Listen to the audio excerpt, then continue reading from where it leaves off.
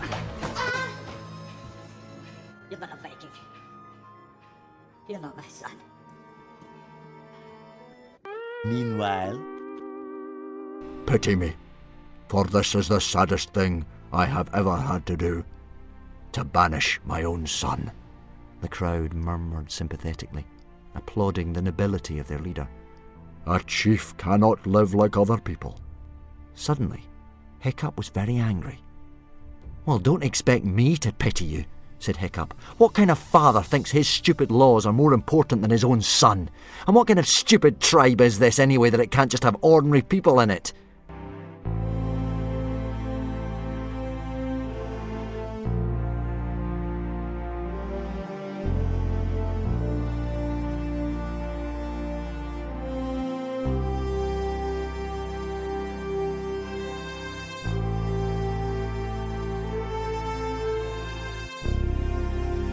There were dragons when I was a boy. There were great, grim sky dragons that nested on the cliff tops like gigantic, scary birds. Little, brown, scuttly dragons that hunted down the mice and rats in well-organised packs. Preposterously huge sea dragons that were 20 times as big as the big blue whale and who killed for the fun of it. You'll have to take my word for it.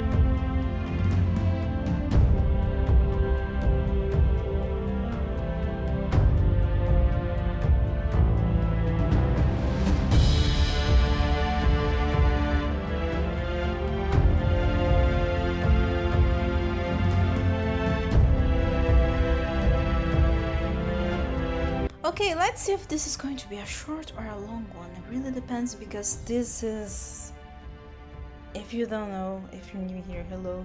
It's this is my favorite series. This is my favorite book series of all time. Hiccup Horrendous Haddock the Third is my favorite book character of all time. Like all books, fantasy of course, that I've read.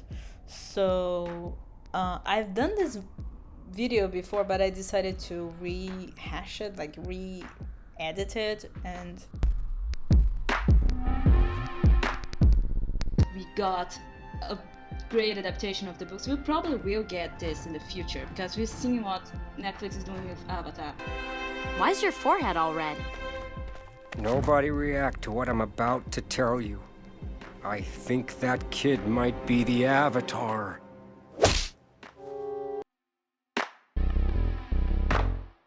It's time for you to stop doing this! Single tier? They really love a single tier. Iroh had a single tier before, Katara's got the single tier. Single tier! Single tier! Single tier! Single tier!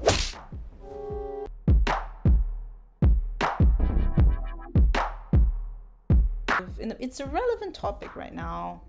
I mean, it's still going to be, I don't know when you're watching this, but at this moment, it is something that people are talking about, you know, the whole franchise.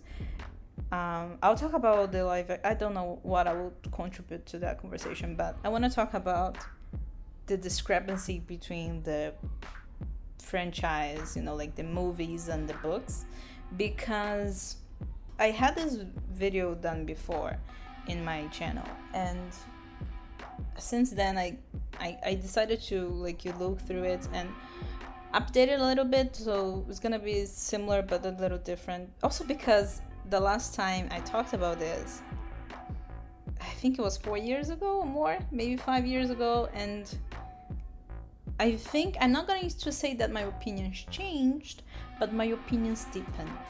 Okay, dependent, they got deeper. Because I'm getting older, and because I've read the books again since then. So I want to just focus on this. I want to focus on the differences between, you know, the whole Hollywood changes. Of course, I'm going to talk about the animation because for what I've seen about the whole live action movie so far, because I think they're doing more, it just seems like they're doing the same thing. And I'll tell you, when I heard that they were doing live action, I was actually a little excited because I thought, okay, maybe now they will, you know, try to be closer to the books. But I don't think, for what I've seen, it just seems like they're just doing like a frame by frame animation to live action. So I don't think they're doing that.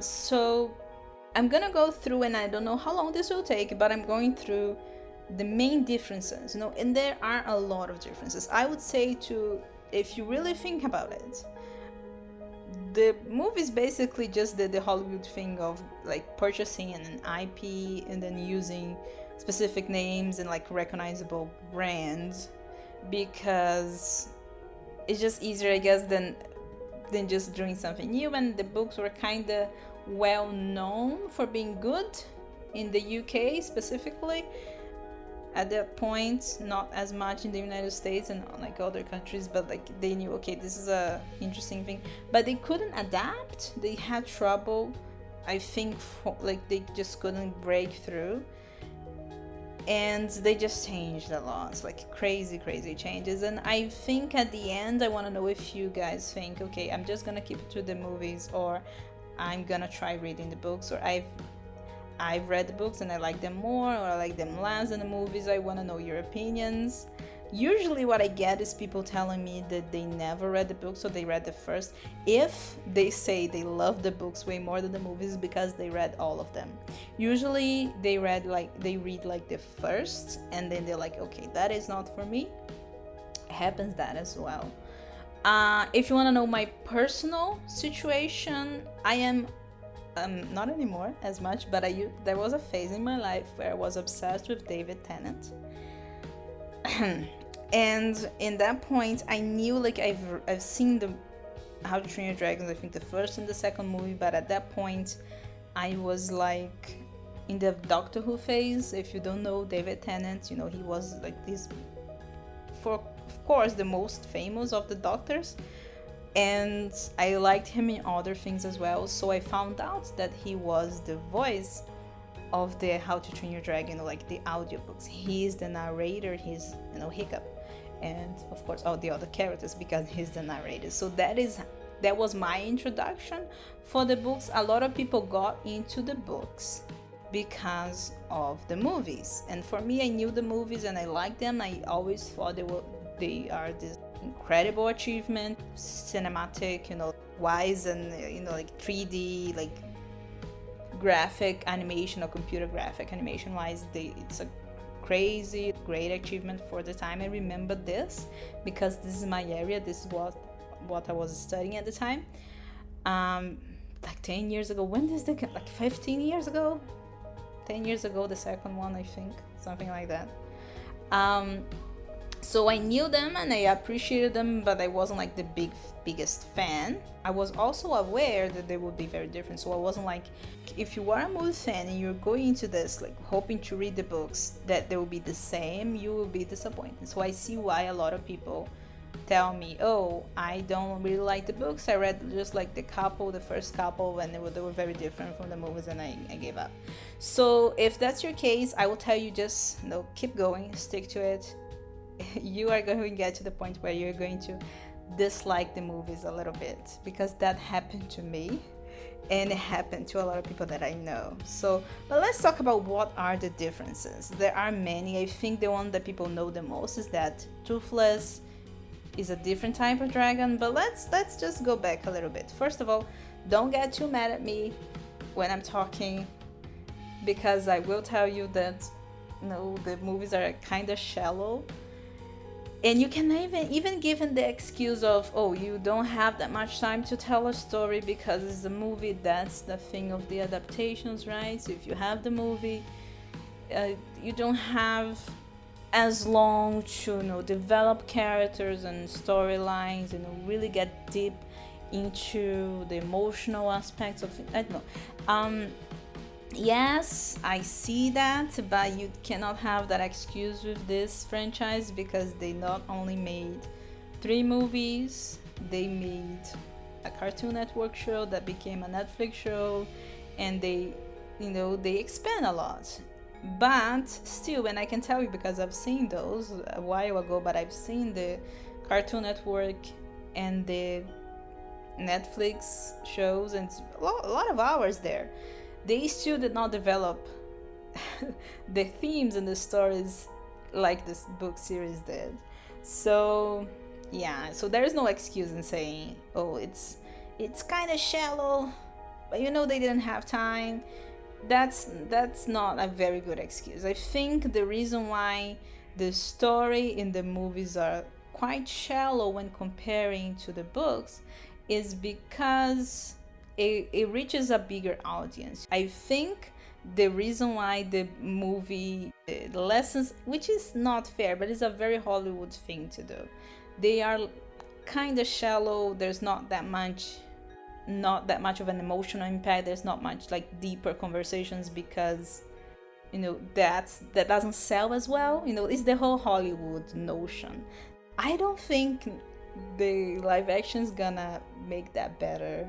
I don't know, because I haven't seen it and I don't know if I will. Tell me in the comments if it's worth it. I don't think it might be. I'm just like most people, tired of live actions, honestly. It's not that interesting anymore. It was a gimmick, an interesting idea. It's just no, not anymore.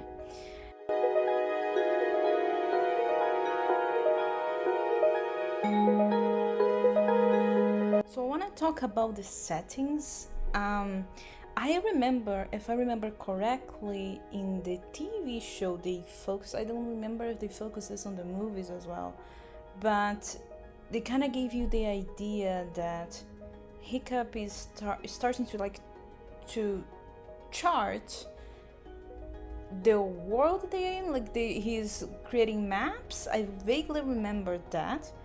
And in the story, in the books, I mean, you have the maps in the books, and I don't think they are the same. I think which I don't know why they did. I think they created a whole new set of islands, and they are in the archipelago, which of course is a imaginary world, but if you think about it, they are basically in that, you know, northern region of Europe. If you think, you know, whenever it has ice or it doesn't, but it's not the same chart, you know, it's not the same map as it would be here on Earth, but also, I mean, as far as I never noticed if it is, but I think the movie's map is different, and Hiccup is kind of figuring out. It's almost like he's meeting the world as the same way that we are, and in the books the world is there and he knows it vaguely, of course. You know, the other tribes, they know one another. There's a whole other like overarching plot about the leadership and the fights and the wars again, like in between the tribes. And of course there are the Romans, which for me as a Latin person, it was really funny to see. I think one of the books he meets Romans, but I think it's only in that book. They don't focus as much. They usually focus on other tribes. And I want to talk about this because the books usually follow a similar structure in the sense that there's always another tribe, or in that one case, the Romans. Slipping and sliding on the seaweedy rocks, they clambered reluctantly towards Gobber and stood before him, soaking wet, heads bowed. Fishlegs timidly offered him the Roman helmet. Gobber was not amused. "What?" he bellowed, pointing furiously at the Roman helmet. "What in the name of Woden is this?" "A Roman helmet, sir," admitted Fishlegs. "We sort of accidentally boarded a Roman ship. By mistake. We got lost, you see." "You got lost?" boomed Gobber, not believing his ears. "Vikings don't get lost!"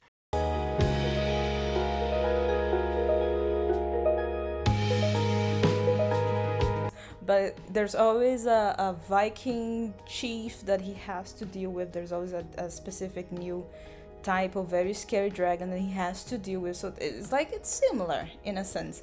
I wouldn't say they are more memorable, but I think in the movies, one of the weaknesses of the movies is that the villains they are not very memorable in the movies, and in the books it's a little bit like that. Like, there are some that are interesting, but they are kind of forgettable. Of course, you know, those usually the villain type chieftains, which I think they follow the same idea in the movies. But then you have Alvin the Treacherous, which is Hiccup's main like villain. And if I can explain it to you, because Alvin is he is in the cartoon, I think in the Cartoon Network, but it's not the same. Like, he's very different. He's like a, how can I pronounce? Let's learn how to pronounce this name. Doofenshmirtz.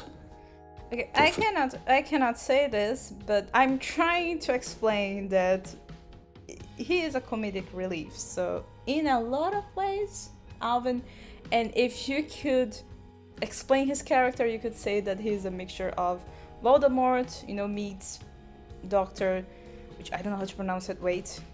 Doofenshmirtz. Yeah, that. The guy from Phineas and Ferb. Doofenshmirtz Able Incorporated. That is the best way to summarize Alvin. And he's funny a lot of the times. He's like the source of the humor. Smiling a bitter smile of triumph, Alvin approached. I've got you now, hiccup horrendous haddock the third, triumphed Alvin the treacherous. Alvin! Came a wild, weird, screechy shout from the smoke behind. Mother! Alvin turned back to Hiccup, hissing, I can't believe it. You set her free. This is the worst thing you've ever done to me.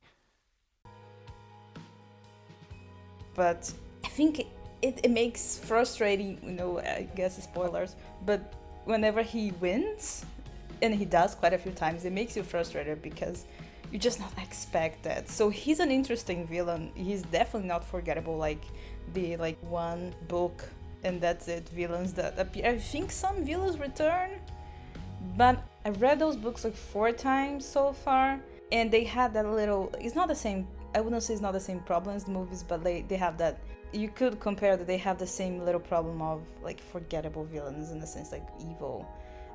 But they, in the sense, I feel like the books are funnier, the villains are funnier. Of course, I'm talking about humans here, because if you talk about the dragon villains, which are, of course, there are hero dragons and there are villain dragons, and Hiccup can talk to dragons, which makes this much more interesting in the books, because you can have dialogue, not only with Toothless and Windwalker, not so much, but with other dragons that he meets. So that is interesting. Usually the whole, I could say the main villain of the story is a dragon, but maybe I'm talking too much and I should put a spoiler alert. I don't know.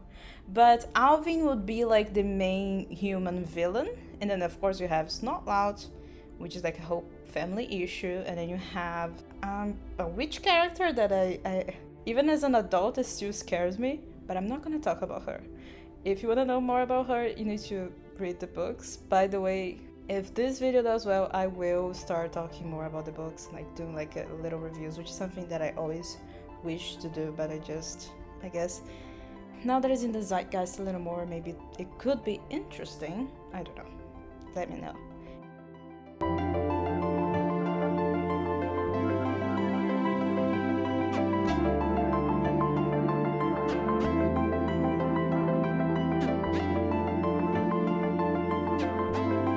Hiccup's dragon took this particular moment to give a huge yawn, opening his tiny mouth wide to reveal a flickering forked tongue, very pink gums, and absolutely no teeth at all. Snotlout laughed so hard Dog's Breath had to hold him upright. Toothless! cried Snotlout. Hiccup has found himself the only toothless dragon in the uncivilized world. This is too good. Hiccup the useless and his dragon toothless. When it comes to the scenery, I remember that the books have very good descriptions of beautiful gorges and mountains and haunted beaches and weird scary forests and the moonlight. I remember that is one of my favorite books, is the one that they go to the berserk forest. It kind of haunts a little bit us, it's fun. And I don't want to talk too much, but my point is that the places that you go to, they are very memorable in the books, and I wish we saw them in the movies. Some I think they add little hints. I think they have a tribe that is in a volcano, but it's not the same as in I think it's the 5th book, that you have a whole volcano sequence and little Easter eggs. But for instance, they don't have a tribe like Kamikaze's mom's Kamikaze's mom's tribe. You know, like the all-female warriors tribe, and like the crazy, there's a tribe just with crazy inventors, and a tribe, like there's so many weird little pockets, like the archipelago has all just strange things. And I think it's just more creative. I don't remember in the movies or in the series being this memorable. It's like, it is a little, you know, it's more shallow. They really don't go into that inventiveness of the books.